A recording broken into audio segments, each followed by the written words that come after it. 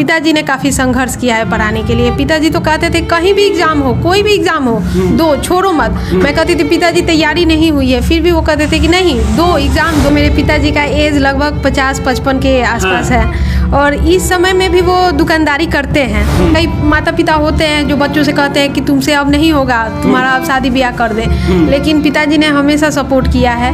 और ये होता था कि शादी ब्याह का दबाव कोई नहीं था कि संसार का सारा खुशी मुझे मिल गया है, तो खुशी के आंसू। मेरे सिद्धांत है कि मैं ईमानदार हूँ। अच्छा, ईमानदार बनना है। जी, मैं ईमानदार हूँ। और ईमानदार बहुत लोग शुरू में बोलते हैं कि भैया हम ईमानदार बनेंगे, लेकिन बाद में घुसखोरी वगैरह सब करने लगते हैं। तो अभी हमारे साथ बिहार की जिस बिटिया को आप देख रहे हैं, ये मेंस में 3 बार असफल होने के बाद भी सफलता हासिल की है। जैसा कि आप सभी को पता है कि बीपीएससी का रिजल्ट आ गया है और इन्होंने बीपीएससी में सफलता हासिल की है। ये जो है पूरे बिहार में इस समय चर्चा का विषय बनी हुई है। चर्चा में इसलिए है क्योंकि इनके जो पिताजी हैं वो आलू और सब्जी के जो हैं वो विक्रेता है और इनकी जो बेटी है पूरे बिहार में नाम रोशन की है। हमारे साथ जूही है जो छपरा के मढ़ौरा की रहने वाली है। बहुत बहुत बधाई आपको। Thank you. कैसा लग रहा है बीपीएससी क्रय करके आपने दिखाया है? 3 बार असफल हुई हूँ, चौथी बार में पूरी तरह से सफलता मिली है, काफ़ी खुशी की बात है। लेकिन हम तो देखते हैं कि 2-3 बार कोई अगर असफल हो जाता है तो प्रयास करना छोड़ देते हैं, लेकिन इतने बार असफल होने के बाद भी आप प्रयास जारी रखें और आपने सफलता हासिल की। जी हाँ, ये मेरा प्रयास हमेशा जारी रहा क्योंकि मेरे माता पिता, भाई और पूरी फैमिली का सपोर्ट रहा है। हाँ, शुरू से ही मेरे माता पिता ने हमेशा मुझे मोटिवेट किया है। भाई ने प्रेरणा दिया है कि नहीं, इस बार तुम्हारा हो जाएगा, इस बार तुम्हारा यानी कि घर वालों का काफी ज्यादा सपोर्ट मिला है। बहुत ज्यादा फुल सपोर्ट रहा है फैमिली का। बहुत लोग हैं जो समाज में बिटिया को नहीं पढ़ाना चाहते हैं, ऐसे में आपके पिताजी इतने बार असफल होने के बाद भी लगातार आपको पढ़ाएं, ऐसे में आप क्या कहना चाहेंगे? ये मेरे लिए गर्व की बात है कि मेरे पिताजी हैं और वो मेरे लिए आइडियल हैं। आइडियल हैं? हाँ जी, मेरे पिताजी मेरे लिए आइडियल हैं और इस मामले में मैं मानती हूँ कि मेरे पिताजी सबसे बेस्ट हैं कि हाँ, उन्होंने फुली सपोर्ट किया है। इतनी असफलताओं के बाद भी होते हैं कई माता पिता होते हैं जो बच्चों से कहते हैं कि तुमसे अब नहीं होगा, तुम्हारा अब शादी ब्याह कर दे, लेकिन पिताजी ने हमेशा सपोर्ट किया है। और ये होता था कि शादी ब्याह का दबाव कोई नहीं था, पिताजी ये बातें बाहर ही रख के आते थे। आपने तैयारी कहाँ से किया था? क्या छपरा से किए थे कि पटना वगैरह रह के किए थे? नहीं, तैयारी मेरी सारी जो भी मेरी पढ़ाई हुई है वो स्थानीय पृष्ठभूमि से हुई है। यानी कि यहाँ से ही आप रह कर तैयारी? जी हाँ। तो बहुत लोग तो जाते हैं पटना, बहुत सारे बड़े बड़े शहरों में जाके तैयारी करते हैं। जी, मेरे साथ ऐसा नहीं है, मैं घर से ही सेल्फ स्टडी की हूँ। हाँ। यहाँ तक कि मैं मेरे जिला जो है छपरा, मैं वहाँ भी नहीं पढ़ी हूँ। अच्छा। मेरा जो भी पढ़ाई हुआ है वो सेल्फ स्टडी से हुआ है। यानी कि ऑनलाइन के माध्यम से ही पढ़ाई किए हैं आप? नहीं, ऑनलाइन नहीं था। हाँ, ये था कि 66 मेंस के लिए मैंने ऑनलाइन टेस्ट सीरीज ज्वाइन किया था। हाँ। एग्जाम हंटर चैनल का, तो उससे मुझे मैनेजमेंट, टाइम मैनेजमेंट में और राइटिंग स्किल्स में काफ़ी हेल्प मिली थी। अच्छा, बीपीएससी जो है बिहार का सबसे बड़ा संस्था है, ये क्रय करना आसान काम नहीं होता है। आप क्या कुछ अलग किए इसके लिए? बीपीएससी के लिए सबसे पहले तो स्ट्रेटेजी होनी चाहिए कि हमें पीटी पास करना है, कैसे भी पास करना है, इसमें मेहनत करना है। हाँ। सेकेंड है मेंस के लिए मुझे लगता है कि इसमें उतना ज़्यादा मेहनत करने की ज़रूरत नहीं है, स्ट्रेटेजी हमारी सही होनी चाहिए। अच्छा। हमारा जो जीएस पोर्शन है उसमें स्टैटिक्स है, उसको पूरी तरह से 10/10 सही करना है।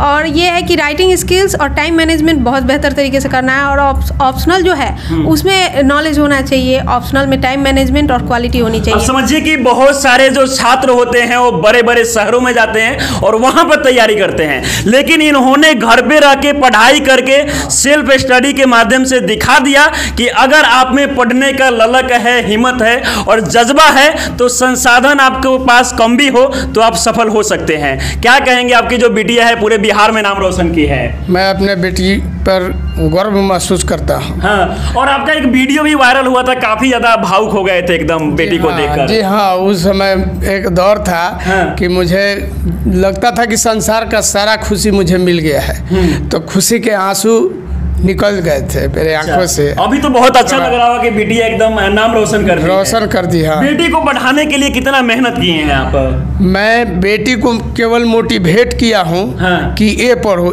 जब मैं पेपर मंगाता था आरटीआई से, देखता था कि इसका मेंस में कहाँ गलती है, मैं उसको मोटिवेट करता था कि तुम इस पर जो है सो फोकस करो। जैसे कि स्टैटिक्स है जिसमें 10 गणित के क्वेश्चन होते हैं और 70 नंबर के 10 क्वेश्चन होते हैं और इसका वही क्लियर नहीं होता था। मैंने कहा सब काम छोड़कर पहले इसको बनाओ और इसको परीक्षा में भी चाहे जितना समय लग जाए पहले इस 10 क्वेश्चन को सही कर लेना, उसके बाद यानी कि आप भी गाइड कर रहे थे एकदम टीचर की तरह। जी हाँ। अब समझिए कि पूरे जो परिवार के लोग हैं वो काफी ज्यादा इनको सपोर्ट किए हैं और एक और इसमें सबसे ज्यादा जो योगदान है इनके भैया का है जो गुरु बनकर अपनी बहन को पढ़ाए हैं और बहन ने इस समय पूरे बिहार में इतिहास रच दिया है। अच्छा, कौन सा पद आपको मिला है? मुझे आरडीओ का पोस्ट, आरडीओ का पद मिला है। तो बहुत लोग बड़े बड़े अफसर बन जाने के बाद में घूसखोरी करते हैं, भ्रष्टाचार करते हैं, ऐसा कुछ नहीं ना सोचे हैं? नहीं, ऐसा बिल्कुल नहीं सोचे हैं। हाँ। सबसे पहले तो माता पिता गर्व कर महसूस करें। हाँ। ये मेरा एक लक्ष्य था और दूसरा ये है कि सोसाइटी को सर्व करना है। मेरे सिद्धांत है कि मैं ईमानदार हूँ। अच्छा, ईमानदार बनना है? जी, मैं ईमानदार हूँ और ईमानदार। बहुत लोग शुरू में बोलते हैं कि भैया हम ईमानदार बनेंगे, लेकिन बाद में घूसखोरी वगैरह सब करने लगते हैं। जी, ईमानदारी वो शॉर्ट टर्म के लिए ईमानदारी हो सकती है। मेरा सिद्धांत ही है कि मैं ईमानदार हूँ और ईमानदार रहूंगी। अच्छा जी। अच्छा, माँ से भी इनसे बात करेंगे। माँ, आपको कैसा लग रहा है? आपकी जो बिटिया है बिहार में नाम रोशन कर दिए, बीपीएससी कराए करके। हमार बेटी निकल गई, बहुत हम खुश बनी। बहुत खुश बनी? हाँ, बहुत खुश बनी। अच्छा। पढ़ते हमार बेटी बहुत पढ़े में तेज रही। खाना वाना भी अब बनवा रही थी कि? खाना भी जो माया लगता है था तो वो अपने करती थी काम। हाँ। और सब काम हम करते थे। अच्छा। हाँ। अच्छा, ये बताइए कि आपको पढ़ाने के लिए आपके पिताजी कितना मेहनत किए, जरा इसके बारे में बताइए। जैसे कि देख सकते हैं मेरे पिताजी का एज लगभग 50-55 के आसपास है और इस समय में भी वो दुकानदारी करते हैं और एग्ज़ाम दिलाने के लिए ले जाते थे। अच्छा। कभी ये हुआ कि तबीयत खराब हो गया तो छोटे भाई को बोलेंगे। हाँ। तो छोटा भाई सब था वो मुझे ले जाता था एग्ज़ाम दिलवाने के लिए। और कभी एग्ज़ाम में ये हुआ कि ठीक से खाना नहीं खाएं। ये होता था कि पापा बहुत खुश होते थे कि हम प्री का एग्ज़ाम दे के आ रहे हैं, लेकिन उस समय जब पापा का फेस देखती थी तो एकदम मुँह झुराया जैसा हो जाता था कि पानी भी नहीं पिए हैं। हाँ, तो ये एक होता था कि हाँ, पिताजी ने काफ़ी संघर्ष किया है पढ़ाने के लिए। पिताजी तो कहते थे कहीं भी एग्जाम हो, कोई भी एग्जाम हो, दो, छोड़ो मत। मैं कहती थी पिताजी तैयारी नहीं हुई है, फिर भी वो कहते थे कि नहीं, दो एग्जाम दो। हाँ, कि इससे एक्सपीरियंस होगा तुमको। अच्छा, बहुत सारे अभी भी समाज में जो लोग हैं जो बिटिया को नहीं पढ़ाना चाहते हैं, शादी कर देते हैं, उन लोगों के लिए आप क्या कहना चाहेंगे?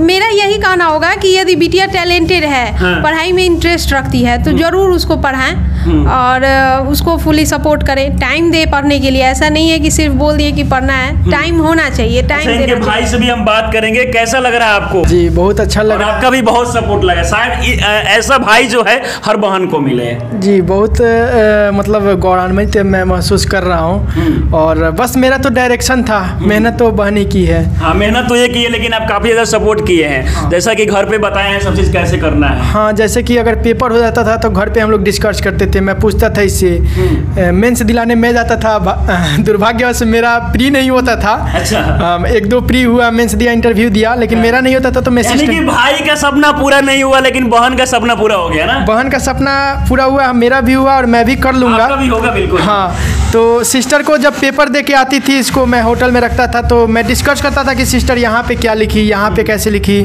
तो हम लोग उसी समय डिसीजन बना लेते थे, देखो यहाँ पे दिक्कत हुआ है, अब रिजल्ट पे डिपेंड करता है। जहाँ अच्छा होता था, इस समय भी जब दे के आई बोली भैया स्टैटिक्स सही कर दिए हैं और सारा क्वेश्चन अटेम्प्ट कर लिया है। मैंने बोला बहुत बढ़िया। अच्छा, अफसर बनने के बाद आपका पहला कदम क्या रहेगा? गाँव में बहुत सारी समस्या होता है, जैसा कि नल जल का भी काफी ज्यादा समस्या होता है, सड़क भी अच्छा नहीं रहता है, ये सब पर आप क्या सोचते हैं? सबसे पहले तो यदि पद मिलता है, यदि मेरी जहाँ ज्वाइनिंग होती है, मैं जहाँ काम करती हूँ, वहाँ की डाटा एनालाइज करके मैं पता करूँगी कि यहाँ समस्या पहली क्या है, क्या बड़ी समस्या है, उस पर मैं फोकस करूँगी।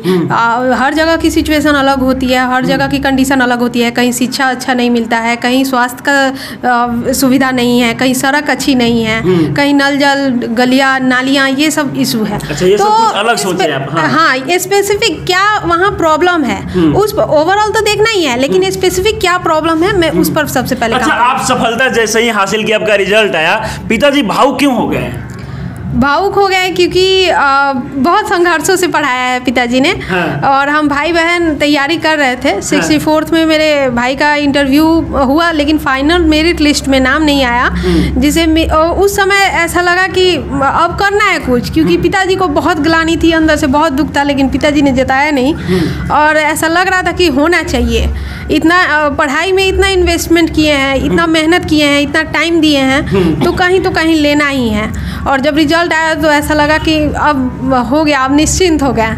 ऐसा आप देख सकते हैं कि इनके आंखों में आंसू भी हैं, क्योंकि पिताजी काफी ज्यादा मेहनत करके बिटिया को पढ़ाए हैं और बिटिया ने छपरा ही नहीं पूरे बिहार और भारत का जो नाम है वो रोशन की है। अच्छा, अंत में क्या कहना चाहेंगे? बहुत सारे जो स्टूडेंट है इस बार सफल नहीं हो पाए हैं, उन लोगों के लिए कुछ लाइनें आप बोलना चाहेंगे? हाँ, बोलेंगे ये कि अपनी कमियों को एनालाइज कीजिए, कहाँ आपने गलती कर दी, उस कमियों को एनालाइज करते हुए आगे प्रयासरत रहिए, और उस कमी जो आपने गलती की वो गलती आप दोबारा मत दोहराइए। मैं यही संदेश देना चाहूँगी। अच्छा, अब समझिए कि शिक्षा वो शेरनी का दूध है जो पिएगा वो दहाड़ेगा। अगर आप लगन से अच्छी तरीके से मेहनत करेंगे, सेल्फ स्टडी करेंगे, तो आपको सफलता जरूर मिलेगी। अच्छा, बहुत सारे लोगों को जैसे स्टूडेंट को मोबाइल दिया जाता है, लेकिन मोबाइल का वो गलत तरीके से इस्तेमाल करते हैं, ऐसे में आप क्या कहना चाहेंगे? ये तो मैंने भी ये समस्या देखी है, ऑनलाइन गेमिंग की समस्या है, या फिर सोशल मीडिया, कई ऐसी चीज़ें निगेटिव चीज़ें होती हैं। तो मुझे जहाँ तक लगता है कि अपनी तैयारी के दौरान आप सोशल मीडिया से थोड़ा दूर रहें, और ये है कि ये सोशल मीडिया से थोड़ा दूरी बनाए रखना चाहिए। हाँ, आप क्या इनके भाई हैं? जी। कैसा लग रहा है? बहुत खुशी हो रहा है। बहुत खुशी हो रहा है ना? आप भी बनेंगे ना एकदम आगे जाके ऑफिसर? जी। अच्छा, चलिए, बहुत बहुत आपको शुभकामनाएं कि आगे भी जाएं और पूरे बिहार का नाम रोशन करें, अच्छे काम करें आप। जी जी बिल्कुल। फिलहाल हमारे साथ बिहार की बिटिया है जो छपरा के मढ़ौरा की रहने वाली है, और इन्होंने घर से तैयारी करके छपरा जैसे शहर में यहाँ से रहकर तैयारी करके इन्होंने बीपीएससी क्रैक किया है और दिखा दिया है कि अगर जिंदगी में हिम्मत और हौसला हो कुछ कर दिखाने का तो कुछ भी संभव है। इस वीडियो को देखकर आप लोग क्या सोचते हैं? कमेंट बॉक्स में अपनी राय जरूर दें। आप हमारे साथ बने रहें। बहुत बहुत धन्यवाद।